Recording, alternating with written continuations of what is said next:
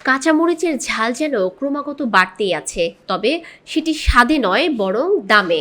রাজধানীর কাঁচা বাজারে কেজি প্রতি কাঁচামরিচের দাম বেড়েছে প্রায় দ্বিগুণ, আর এতে করে দিশেহারা ক্রেতারা। বাজার ঘুরে দেখা যায় বন্যা ও সরবরাহ কমার অজুহাতে কেজিতে ১৬০ টাকা বেড়ে কাঁচামরিচ বিক্রি হচ্ছে ৩৬০ টাকায়। সেই সঙ্গে কেজিতে ৪০০ থেকে ৫০০ টাকা বেড়েছে ইলিশের দামও। ডিমের দামও ডজনে বাড়তি ১০ টাকা। আর ডাল ও ভোজ্য তেলের সরবরাহ কমার অজুহাতে ঊর্ধ্বমুখী পণ্য দুটির দাম।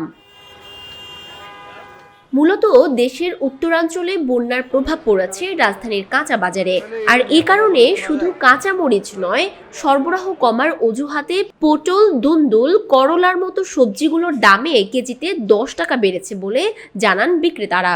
ক্রেতারা বলছেন বাজার তদারকির অভাবেই বাড়ছে পণ্যের দাম।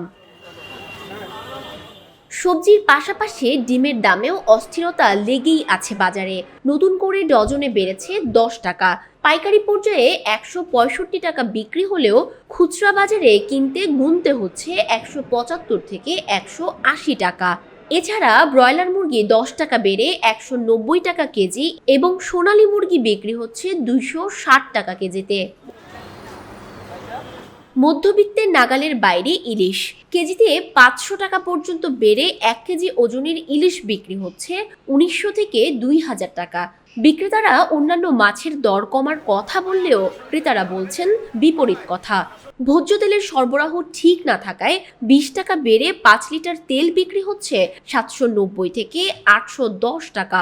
পাশাপাশি বেড়েছে ডালের দাম।